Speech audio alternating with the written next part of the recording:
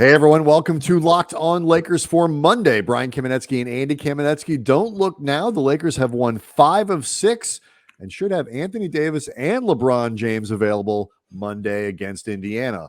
Lots to cover next on Locked On Lakers. You are Locked On Lakers. Come on. You are Locked On Lakers. Your daily Los Angeles Lakers podcast. Part of the Locked On Podcast Network. Your team every day.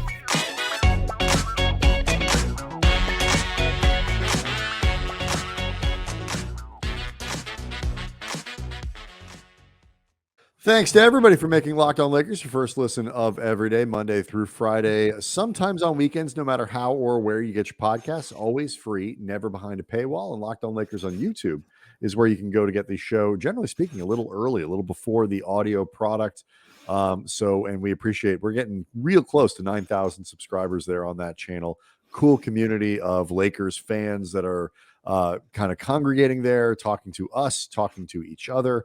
So we appreciate all the support that everybody has given over there, and hopefully will continue to. Today's episode brought to you by Prize Picks. First-time users can receive a 100% instant deposit match up to $100 with the promo code Locked On. That's prizepicks.com, promo code Locked On. You could do that, Andy, for tonight's game against the Indiana Pacers, one that presumably will include both LeBron James and Anthony Davis together playing again for this will be the second time in 3 games.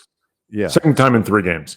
Yeah. So things are looking up in that regard. And this is coming off a stretch where the Lakers won both games in a back-to-back, both in San Antonio over the weekend, Friday and Saturday, and have won 5 of 6. We both put a lot of emphasis on this last stretch of schedule against bad teams and noted the Lakers needed to win most of them to get themselves sort of moving in the right direction, start climbing out of that 2-10 hole that they dug themselves. And Andy, that's exactly what they've done, winning 5 of 6. Yeah, if you look at their last 10 games, the Lakers are 5-5. They have an offensive rating of 111.8 and a defensive rating of 111.6, which sounds perfectly 5-5, like the net rating of minus 0.01. And it's basically middle of the pack for both metrics, which also makes sense for a 5-5 record. But it also reflects a middle of the pack showing 500 without being at full strength for nearly any of it. So it does provide in and of itself some reason to be optimistic. And I know you and I have both talked about how there were reasons to believe that some of the earlier wins in the 5-5 stretch and them generally playing better, like in a loss against Phoenix, that you could be, I think, grounded in your optimism, but still be optimistic because this was them as they were starting to get their roster back, as they were starting to get the most ideal version of themselves in terms of the supporting cast, not having to play guys that you wouldn't want to unless you have to. Now, knock on wood, LeBron and AD are both available and stay that way for a while. You know, there's always the easy jokes about you can't judge this roster until blank is back. But the truth is, there have been extenuating circumstances for the rough start at the beginning of the season, even acknowledging the roster flaws that we've never tried to downplay. Well, look, here's the thing. Like you look at it, and the question isn't, are the Lakers as bad as the 2-10 start? Because the answer is obviously no. They're not that bad. I mean, it's like they were shooting 20% from 3-point range. No team, I don't care how bad they are, no team of professional NBA players is going to shoot 22%. I mean, when it happens, which is rare, it's historic. It's historic dysfunction. Yeah, it's just not going to happen. And so, you know, that was bound to get a little bit better. And the Lakers, while not shooting the lights out, have bumped their 3-point average up to 32% on the season. Like again, 32%, they're 28th. It's not good, but it is a sort of reflection of just kind of regressing to the mean. And over the last 10 games, that's where I was going. That number is 35%, 35.5%. That puts them, at the bottom of the top third. It's 8th in the league for that. So are they a top third shooter? I'm sorry, I read that wrong. 35% puts them right in the middle of the pack. You're the top of the bottom third, or bottom of the top, middle third, however you want. Middle of the pack will suffice. So is that going to be the kind of thing that sustains them for the year? No, but it's not 22%. See, I actually disagree. I mean, if they do other things extremely well, I know exactly where you're going. I agree. What I meant by that was it's not going to sustain themselves as a knockdown 3-point shooting team that can define themselves with their 3-point shooting, like they're the Warriors or something like that. That's all I meant. But you're right. It's good enough to get by if you make your free throws, and the Lakers have shown that they can make their free throws. They're, shooting 82% from the line in that same stretch. Like that stuff has been okay. And what I think is we're at the place now is trying to figure out, okay, they weren't as bad as 2-10. LeBron and AD make it really hard for a team to be that bad for a season. That's like 12 wins on the year. Are they a 500 team? Are they a couple games above? Are a few games below with all these? That's, I think, we're at that place of the season where we're going to find out what exactly they are, knowing that they aren't the catastrophe that the first 12 games seem to show. Well, it's interesting. I mean, AD had been on this absolute tear without LeBron, and one of the two games that they played together against San Antonio, AD missed the second game with that strained calf, but Dave McMenamin from ESPN reported that sources told him AD should be ready for Monday. The expectation is that he is going to play. And a few things in that I thought were really interesting. First of all, LeBron and AD playing pretty well off each other in that one game together. And I would agree. AD actually having a pretty strong fourth quarter with LeBron there. I think the more dominant of the two, which is, like we talked about, a trend we'd like to see just in terms of the big picture for the two of them together, but also for this season's picture. And then the second game without AD, LeBron, after a bit of a slow start like he had in the first of the two games. He was 5 of 14 and early in the third quarter, 5 of 14 from the floor. Coming into his own and really helping the Lakers maintain themselves in a game where it became really damn clear without AD, this is not even close to the same defensive team. To put in perspective, game one with AD, San Antonio scores 94 points. Without AD, San Antonio scores 138 points. And that, Brian, is with Jakob Poeltl leaving after 10 minutes with an injury, Zach Collins getting ejected, and which we're going to talk about, and Keldon Johnson going 10 of 28. The Spurs still managed to put up 138 points. AD matters defensively. Yeah, look, I mean, I think that's been established. You can small sample size all you want, one game here, that, that is a difference of 43 points. That's a lot. That's a lot of scoring that San Antonio managed to do. Look, the Lakers are still a flawed team. That's not the question.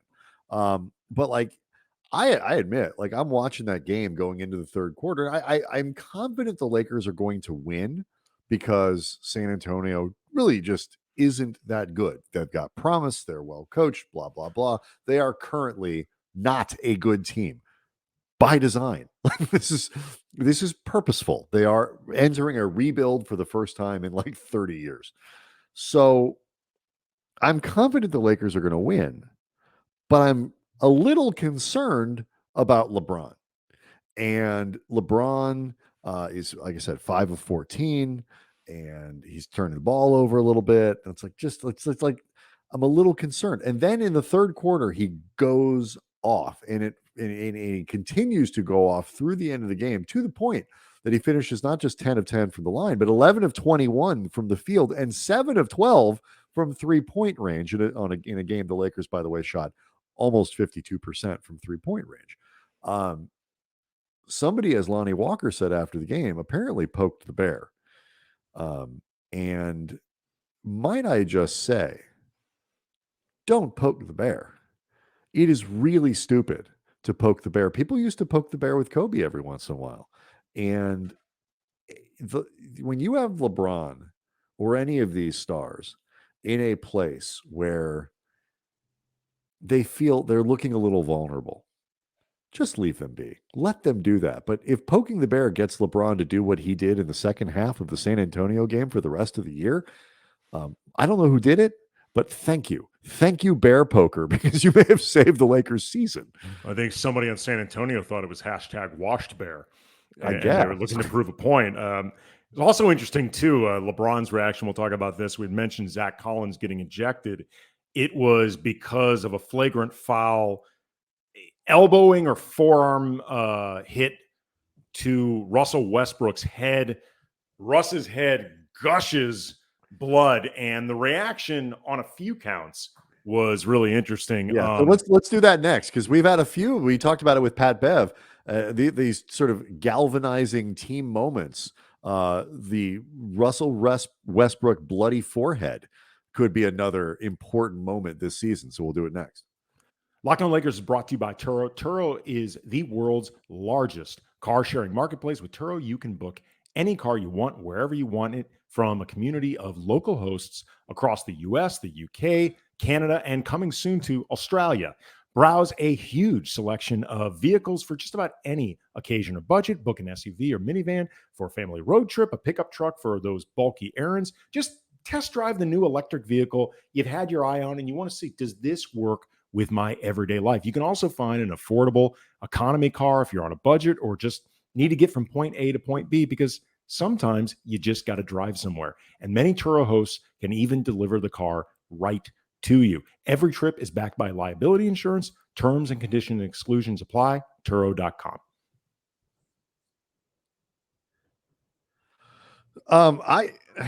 Russell Westbrook, Andy, you mentioned that foul. Russell Westbrook, say what you will about the guy. You like him, you don't like him, you think his six-man thing has been a massive success, you think it's not so great, whatever. He is the Terminator. I mean, he was like, was it Robert Patrick who played in the second one, like just kept metamorphosed like back into that handsome man? Like Westbrook gets the forearm to Collins, and I don't think it was intentional.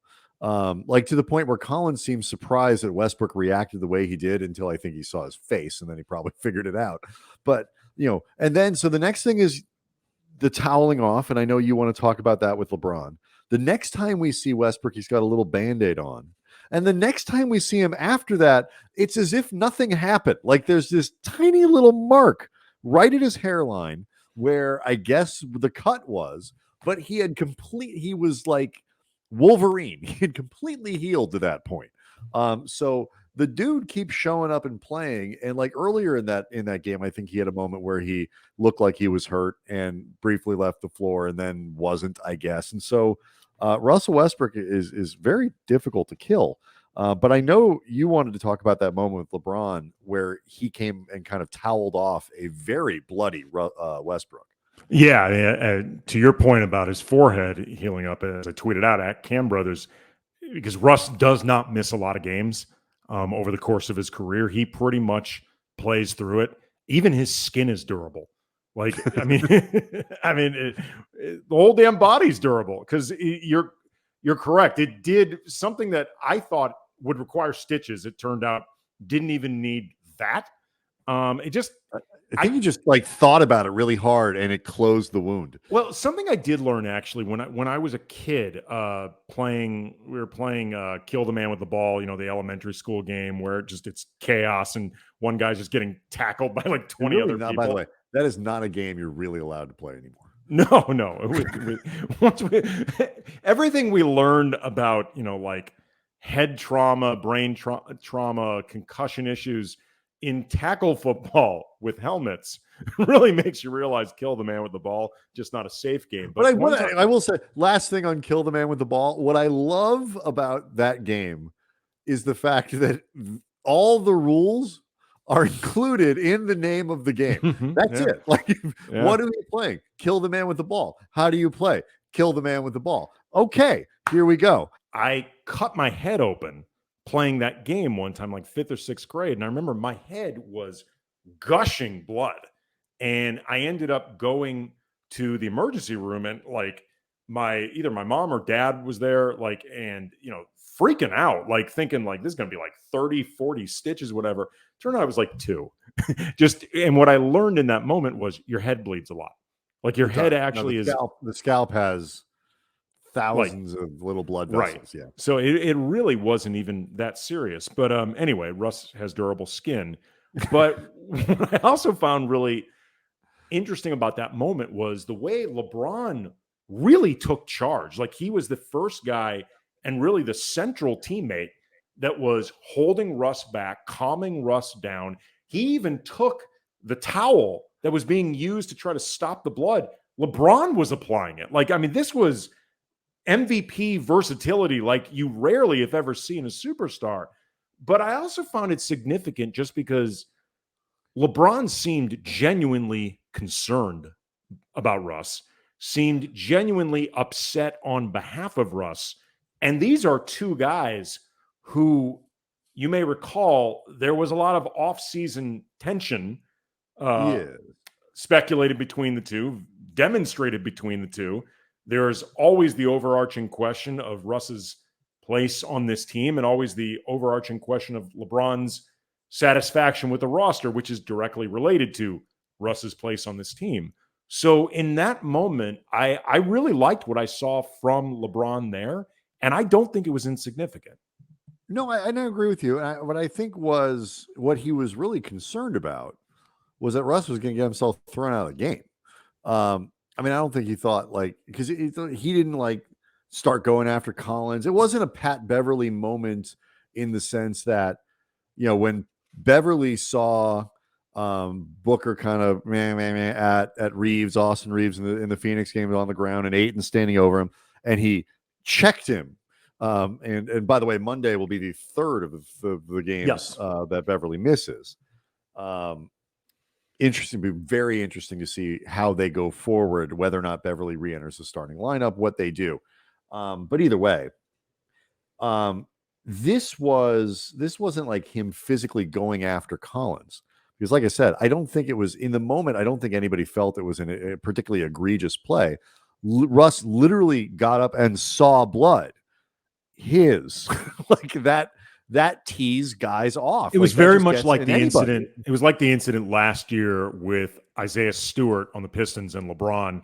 LeBron made contact with Isaiah Stewart, clearly not intentional like that, not malicious, but Isaiah Stewart was gushing blood and had to be held back multiple times because he was just so angry about it.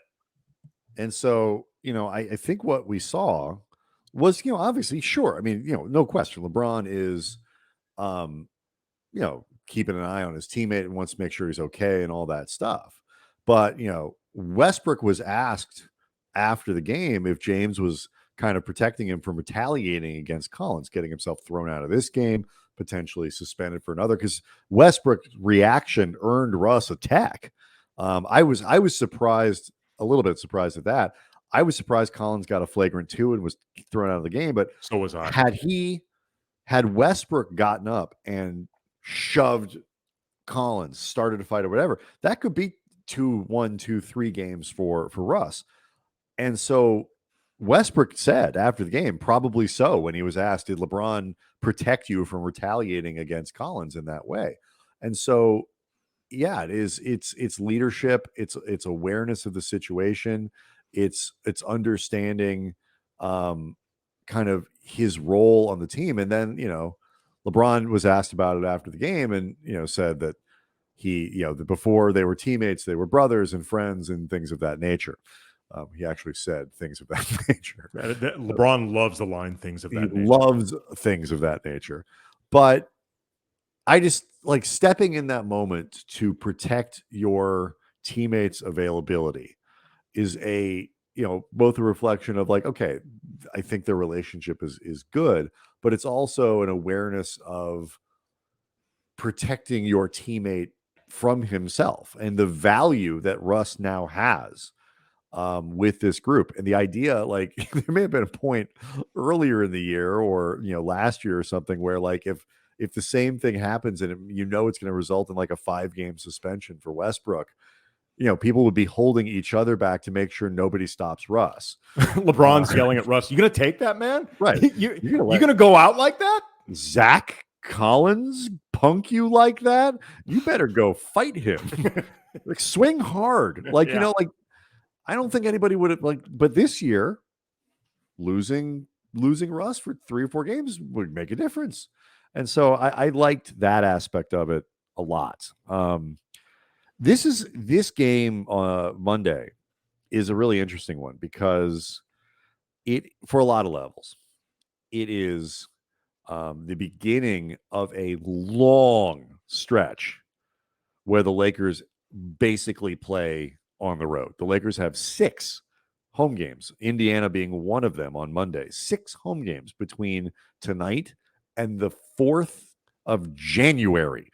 So, a lot of road games coming up. And then after that, they go back out on the road for a little while too. So, like, basically between now and mid-January, they are not in LA very often. It is also, Andy, a game where they will be playing Myles Turner and Buddy Hield, who you may have heard have been connected to the team a couple times as potential trade targets. A great deal to unpack. So let's do that next. Locked On Lakers brought to you by Prize Picks. Laker fans, if you have not signed up for Prize Picks, you are missing out on daily fantasy made easy. Prize Picks has the best NBA DFS prop game on the market. They offer more NBA props than any other DFS prop operator. Superstar players as well as the bench players only getting a handful of minutes each games. You just pick 2 to 5 players, predict whether they will notch more or less than their Prize Picks stat projections, and Prize Picks offers projections on any sport you watch. Use the award-winning app on both the App Store and Google Play. Entries can be made in 60 seconds or less. It's that simple. They're safe, fast withdrawals. Download the PrizePicks app or go to prizepicks.com, sign up, and play daily fantasy sports. First-time users can receive a 100% instant deposit match up to $100 with the promo code Locked On. So if you deposit $100, PrizePicks will give you $100. But don't forget to enter the promo code Locked On at the sign up for that instant match. Again, if you are not playing PrizePicks, you don't know what you're missing. The Pacers are currently 4th in the East. Now, both conferences right now are a hot mess, I think. And a lot of teams that were expected to do well are not. The Mavericks currently out of the top 10 in the West. The Warriors have won 3 in a row, 7 of 10, and are only 9th in the conference at 11 and 10. There's a lot going on parity-wise in both conferences, which actually helps the Lakers a lot. But be that as it may, Andy, you look at what the Lakers got coming up: Indiana, Portland, Milwaukee, Washington, not so good. But then at Cleveland, at Toronto, at Philly, hopefully a game you can win against Detroit, but then at Boston.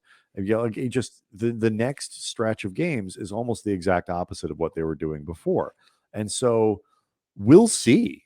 Hopefully the ability to play sustained games and put some better habits offensively together, a fewer good moments defensively, but not terrible at times. Like, hopefully they were able to kind of create something and build something that can carry them, especially now that they're theoretically healthy, into a very difficult stretch where they need to stay close as they can to 500 and not fall back to 7 or 8 or 9 games below by the time middle January rolls around. We're going to find out pretty quick. Like, did they actually find something and improve? This Indiana game, though, what happens? I guess there's like all kinds of ways you can grade this down, Andy. Like, Indiana wins behind huge games from Buddy Hield and Myles Turner. Then there's Lakers win, but Hield and Turner both play really well. Then I guess there's Lakers win, Hield and Turner suck. Like, how are you envisioning the calm, measured reaction depending on how this game plays out? Well, there will be no measured reaction, no matter how it plays out. There will be no such thing to a reaction that means nothing. I mean, right down to the fact that the Pacers played the Clippers on Sunday, and Turner and Hield both played terrible. And, it makes you wonder, were they just nervous about today's audition? Were they just saving their best stats for a game that might actually matter in their career? Or is it just, Saturday night undefeated in LA? Myles Turner, by the way, just switched agents. He just moved to CAA, which led me to Google Lakers represented by CAA. Some perfunctory results. The only CAA client on the Lakers currently now is Damian Jones, but he got a player option. He's the only free agent who got a player option, a second year, which means that, I feel like the relationship between the Lakers and CAA pretty solid right now. Also, last year, the Lakers signed clients Trevor Ariza and Carmelo Anthony, both not in the league right now. So CAA kind of owes the Lakers one. And then from there, I Googled CAA agents who hate Rob Pelinka, and nothing immediately came up. That's a good sign. Yeah, nothing immediately came up. There's always the whisper campaigns about CAA agents and, frankly, all agents who hate Rob Pelinka, but nothing that came up in Google. I also learned through all this, I didn't even know Troy Brown is a Clutch client. I didn't know that. I didn't know that either. I am one Myles Turner is buying a house in Malibu rumor away from going all in on this. So, because Andy, you have to buy a house in Malibu before any of this can possibly be real. Myles Turner, jokes aside, sucked on Sunday. So did Hield, but Hield has been up at over 40% from three all year long. And Turner has been great for the most part since coming back from that ankle injury. If they are trying to troll Rob Pelinka through this point of the year, they are doing a fantastic job. Well, and lest we forget, Rob Pelinka, when he was an agent, used to represent Buddy Hield. He actually tried to trade for Buddy Hield, came within like 5 seconds of doing it. Kyle Kuzma was buying a house in suburban Sacramento. Whatever the Malibu of Sacramento is, that's where Kyle Kuzma was looking at Redfin. Interestingly, CAA clients include Kyle Kuzma, Julius Randle, and D'Angelo Russell. There's been some friction. We can both say with some pretty decent confidence there has been friction. I'm not saying there's still friction because I don't know that. Bygones are bygones, Andy, but there was friction at one time. We can both say with a fair amount of confidence that there was in fact friction. Like I'm expecting Myles Turner to actually come out when Lawrence Tanner announces the starting center for the Lakers. He's just going to come out with them. I'm expecting him to hand Rob Pelinka a resume and like a link to a mixtape and like a list of recommendations. Myles Turner has lobbied for the Lakers to trade for him. This has happened. Yes. Well, I will say the worst possible outcome for Pelinka is, 27 points and 6 blocks from Turner. Hield makes 7 3-pointers and the Pacers run away with things on Monday. This is actually a good test for the Lakers. Again, Indiana has played well. They are 11-8. They are currently, they finished Sunday's games 4th in the conference, despite playing a terrible game against the Clippers. They've still won 7 of 10. And Halliburton, Hield, and Turner give them something to work with. And this is Halliburton especially has been spectacular. 20 points a game, over 11 assists, easily going to make an all-star team. So they've got some players. He's a really good player. He is really good. Benedict Mathurin, coming off the bench, is both a Rookie of the Year and a Sixth Man of the Year candidate. Isaiah Jackson's been productive. They've got some good players on this squad. It'll be a good game, and the Lakers really ought to try to win it, not just for the trade scenarios and all that, but also because this is one of the 6 home games they play between now and early 2023. So lots to look forward to. We will certainly be here to recap all of it, put it all in context for you for Tuesday's show. We'll see what happens. Both LeBron and Anthony Davis expected to play. Lakers rolling in, winning 5 of 6, but the schedule gets a lot harder. So we'll see what kind of progress they've really made. Everyone have a good night. We'll see you on Tuesday.